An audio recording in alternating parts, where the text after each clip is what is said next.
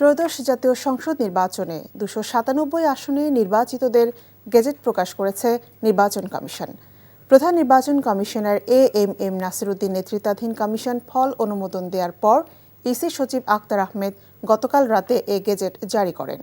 নির্বাচিতদের নাম, মা বাবার নাম ও ঠিকানা গেজেটে প্রকাশিত হয়েছে। এদিকে নির্বাচিতদের সংসদ সদস্যদের শপথের আয়োজন প্রস্তুতি নিয়েছে জাতীয় সংসদ সচিবালয়। স্পিকার ও ডেপুটি স্পিকারের অনুপস্থিতিতে প্রধান নির্বাচন কমিশনার শপথ পড়ানোর বিধান রয়েছে। এছাড়া রাষ্ট্রপতি কর্তৃক নির্ধারিত ব্যক্তিও শপথ পড়াতে পারেন। বৃহস্পতিবার ত্রয়োদশ সংসদ নির্বাচনে ২০৯টি আসন পেয়ে নিরঙ্কুশ সংখ্যাগরিষ্ঠতা পেয়েছে বিএনপি। জামাতে ইসলামী পেয়েছে ৬৮টি আসন, এনসিপি ৬টি এবং ৭টি আসনে স্বতন্ত্র প্রার্থীরা জয়লাভ করেছে। ৩০০ সংসদীয় আসনের মধ্যে ২৯৯ আসনে ভোট অনুষ্ঠিত হয়।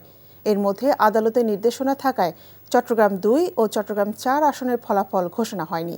আর শেরপুর ৩ আসনে এক প্রার্থীর মৃত্যুর কারণে সেখানে নতুন তফসিলে ভোট হবে।